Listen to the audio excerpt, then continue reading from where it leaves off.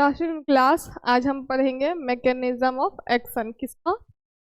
तो आपके topical agents के मैकेनिज्म ऑफ एक्शन क्या होते हैं। कहता है कि सॉरी, एंटी माइक्रोबियल के मैकेनिज्म ऑफ एक्शन हम पढ़ेंगे। एंटी माइक्रोबियल का जो मैकेनिज्म है वो 3 मैकेनिज्म उसके। सबसे पहला है आपका ऑक्सीडेशन। कहता है कि agent such as peroxide, peroxy acids और ऑक्सीजन लिबरेटिंग कंपाउंड जैसे कि परमैंगनेट एक्ट बाय ऑक्सीडेशन। देखो ये कुछ एजेंट्स हैं, जैसे कि आपके हो गए क्या, पेरोक्साइड हो गए, पेरोक्सी एसिड्स हो गए, ऑक्सीजन लिबरेटिंग कंपाउंड्स हो गए जैसे परमैंगनेट, वो सारे ही एज अ ऑक्सीडेशन एक्ट करते हैं, काम करते हैं। ठीक है। फिर कहता है कि they oxidise functional groups of proteins and enzymes essential for microbial survival. ये क्या करते हैं कि जितने भी फंक्शनल ग्रुप होते हैं प्रोटीन के और इसेंशियल जरूरतमंद एंजाइम्स होते हैं, उन सबको क्या करता है, ये ऑक्सीडाइज कर देता है, जिसके वजह से कि माइक्रोबियल सर्वाइवल, माइक्रोब सर्वाइव कर पाते हैं, तो उन्हीं को ये क्या करता है, ऑक्सीडाइज कर देता है। ठीक है। फिर कहता है कि जिसके वजह से चेंज इन प्रोटीन स्ट्रक्चर, मतलब प्रोटीन का स्ट्रक्चर चेंज हो जाता है और इंजाइमेटिक फंक्शन का लॉस हो जाता है, सही से इंजाइम फंक्शन नहीं कर पाता है। जैसे कि एग्जांपल में आ गया oxidation of 3 sulfhydryl group in protein, जैसे कि मतलब कि 3 सल्फहाइड्रिल ग्रुप होता है वो। एक हो गया आपका example led to formation of disulphide bond, तो आपके लेड जो है वो डाइसल्फाइड बॉन्ड्स को बनाता है। फिर result in Altered protein function, उससे क्या होता है कि जो आपके प्रोटीन के फंक्शंस होते हैं वो अल्टर्ड हो जाते हैं। ठीक है। अब है mechanism of action of anti microbial. और क्या क्या है, the anti microbial action of topical inorganic agents ranges from mild stringent effect to powerful oxidative process. कहता है कि जो आपका एंटी माइक्रोबियल एक्शन होता है टॉपिकल इनऑर्गेनिक एजेंट्स का रेंज होता है माइल्ड स्ट्रिंजेंट इफेक्ट से लेके पावरफुल ऑक्सीडेटिव प्रोसेस तक का सफर होता है इनका। ठीक है। देखिए organic compounds are generally not use systematically due to toxicity, तो हम सिस्टमेटिकली यूज नहीं करते, मतलब डायरेक्टली हम इसको ब्लड स्ट्रीम में यूज नहीं करते हैं कि इसमें टॉक्सिसिटी है, इसलिए अगर एक बार टॉक्सिसिटी आपके ब्लड में चली जाएगी तो आपके बॉडी में ही फैल जाएगी। ठीक है। कहता है कि दे आर यूज टॉपिकली, इसीलिए उसको हम टॉपिकली यूज करते हैं, जैसे कि डर्मेटोलॉजी में, ऑप्थेल्मोलॉजी में और ओटोलॉजी में, तीनों पर्पज में हम इसका यूज करते हैं। आपका है हेलोजिनेशन। हेलोजिनेशन में कहता है कि agents that liberate chlorine, hypochlorite और iodine act by this mechanism. क्या होता है कि ये क्लोरीन हो गया, हाइपोक्लोराइट हो गया या आयोडीन हो गया, सभी को लिबरेट करने का काम करता है, फ्री करने का काम करता है। ठीक है। दे अटैक पेप्टाइड लिंकेज, ये पेप्टाइड लिंकेज को क्या करता है, अटैक करता है, कहाँ पे, प्रोटीन में, और एन अल्टर देयर स्ट्रक्चर, और उसके वजह से क्या होता है कि प्रोटीन का जो रियल स्ट्रक्चर होता है वो अल्टर हो जाता है।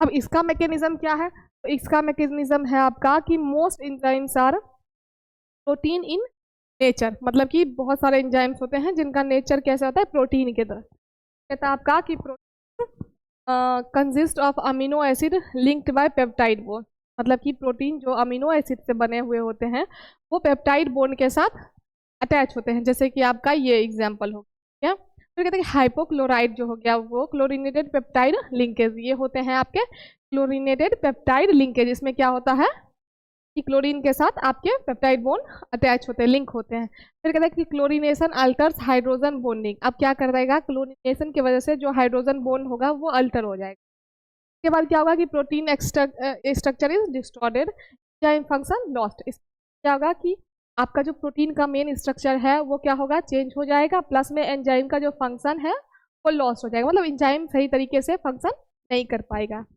कहता है कि लेड टू डेथ ऑफ माइक्रोजन, और इसी के वजह से जब प्रोटीन का स्ट्रक्चर चेंज होने की वजह से और एंजाइमेटिक फंक्शन का लॉस होने की वजह से माइक्रो ऑर्गेनिज्म जो है वो उनका डेथ हो जाए। अब तीसरा इसका जो मैकेनिज्म है वो है प्रोटीन प्रेसिपिटेशन।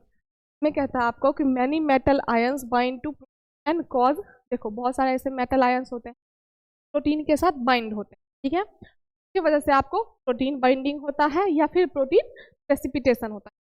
ठीक। अब इसका मैकेनिज्म जो है वो आपका कुछ इस तरीके से है सबसे पहले ये interaction occurs through polar group of proteins, क्या प्रोटीन एक्ट एज लिगेंड। अब क्या करेगा ये कि सबसे पहले इसका जो इंटरेक्शन होगा तो पोलर ग्रुप जो प्रोटीन्स के होंगे उनके साथ होगा, ठीक है। फिर कहता है कि प्रोटीन जो है एज अ लिगेंड काम करेगा। फिर कहता है कि metal ions act as acid, तो मेटल आयंस होंगे as a Lewis acid work करेगा और strong chelate complexes are form, और ये स्ट्रॉन्ग चिलेट कंपाउंड्स बनाएगा, ठीक है। फिर कहता है कि रिजल्ट जो होगा इसका इनएक्टिवेशन ऑफ प्रोटीन की वजह से क्या होगा कि प्रोटीन जो है वो इनएक्टिवेट होगा, मतलब कि एक्टिव नहीं रहेगा वो, ठीक है। फिर कहता है कि action is generally non specific, का जो एक्शन होता है वो नॉन स्पेसिफिक होता है, मतलब कि किसी पर्टिकुलर प्लेस पे ही का तो मतलब कि एक्शन होगा वो रहेगा, ठीक है। अब इसी का एक आपका कंपाउंड है सिल्वर नाइट्रेट, का जो सिनोनिम्स होता है वो नाइट्रिक एसिड और नाइट्रिक एसिड सिल्वर और अर्जेंटियस नाइट्रेट, ये इसका हो गया सिनोनिम, ठीक है। फॉर्मूला इसका हो गया AgNO3, मॉलिक्यूलर मास हो गया इसका 169.89 ग्राम पर मोल, मतलब एक पर मोल में का ग्राम परसेंटेज रहेगा वो होगा 169.89 ग्राम। अब है प्रॉपर्टीज, तो कल प्रॉपर्टीज कैसी होगी, मतलब कि बाहर से देखने में कैसा होगा, सिंपल ये कलरलेस होगा और व्हाइट होगा, ऑब्वियस सी बात है व्हाइट होगा मतलब उसका कोई कलर नहीं। ओडरलेस और रोम्बिक क्रिस्टल, ओडरलेस होगा मतलब कोई इसका स्मेल वगैरह सुगंध नहीं आएगा, और रोम्बिक क्रिस्टल होगा क्रिस्टल के फॉर्म में होगा, ठीक है। तो कहता है it has a bitter, caustic और मेटेलिक टेस्ट, इसका टेस्ट जो होगा वो आपका बिटर और मेटेलिक होगा। हाईली सॉल्यूबल होगा बॉइलिंग वाटर में, इट इज स्पेनिंगली सॉल्यूबल होगा अल्कोहल में, और फ्रीली सॉल्यूबल होगा बॉइलिंग अल्कोहल में, ठीक है, मतलब अल्कोहल जिसको आप थोड़ा बॉइल फॉर्म में। अब केमिकल प्रॉपर्टीज पे अगर आप आओ तो कहता है कि at 21 degree Celsius it melts to slightly yellow liquid on cool congeals to a white crystalline. जब इसको आप 12 डिग्री सेल्सियस पे क्या करोगे, मेल्ट करोगे, तो कलर जो होगा स्लाइटली येलो हो जाएगा, पीला लिक्विड में हो जाएगा, ठीक है। क्योंकि तो कूल करने पे, ठंडा होने पे ये आपको व्हाइट कलर का क्रिस्टलाइन मास बना। At high temperature it slowly decomposes evolving oxide of, अगर इसको आप इससे ज़्यादा हाई टेम्परेचर पे इसको आप क्या कर रहे हो, मतलब कि इस पे रिएक्ट करवा रहे हो, ये क्या होगा डिकम्पोज हो जाएगा, खराब हो जाएगा, और मतलब कि इसमें क्या होगा इवॉल्विंग ऑक्साइड्स ऑफ नाइट्रोजन, जिसके वजह से ये कंपोज हो जाएगा, खराब हो जाएगा आपका कंपाउंड। अब इसको प्रिपेयर कैसे करोगे, कल क्या करना है, is prepared by the reaction of silver nitric acid, silver को नाइट्रिक एसिड के साथ रिएक्ट करवा लेंगे, रिजल्ट इन फॉर्मेशन ऑफ, का रिजल्ट आएगा क्या कि वो सिल्वर नाइट्रेट बनाएगा। यहाँ पे हो गया आपका, ये हो गया सिल्वर, ये आपका नाइट्रिक एसिड, क्या बना लिया सिल्वर नाइट्रेट, ये हो गया आपका नाइट्रेट गैस, ये हो गया आपका वाटर। अब आओ फार्मास्यूटिकल प्रिपरेशन, इसका जो टॉपिकल एप्लीकेशन के आएगा और एप्लीकेट के फॉर्म में प्रिपरेशन प्रेजेंट रहेगी, सिल्वर एक्स, आयोनिक, आयोनसिल, सल्फ एक्स और डेमो गार्ड, सारे नाम से आपको तो silver nitrate should be stored in sealed container और packages and should not be expose to light, ताकि बहुत अच्छे तरीके से कंटेनर में पैक्ड होना चाहिए, प्लस में उसका जो पैकेजेस मतलब कि वो लाइट के एक्सपोज में नहीं आने चाहिए, क्या यही है इसका स्टोरेज क्राइटेरिया। अब है आपका यूजेस, कहता है कि silver salt posses antiseptic properties, silver salt है का एंटीसेप्टिक प्रॉपर्टीज होता है, और it is widely used as मतलब कि एज एस्टिंजेंट और जर्मीसाइड भी आप यूज कर सकते हो, क्या।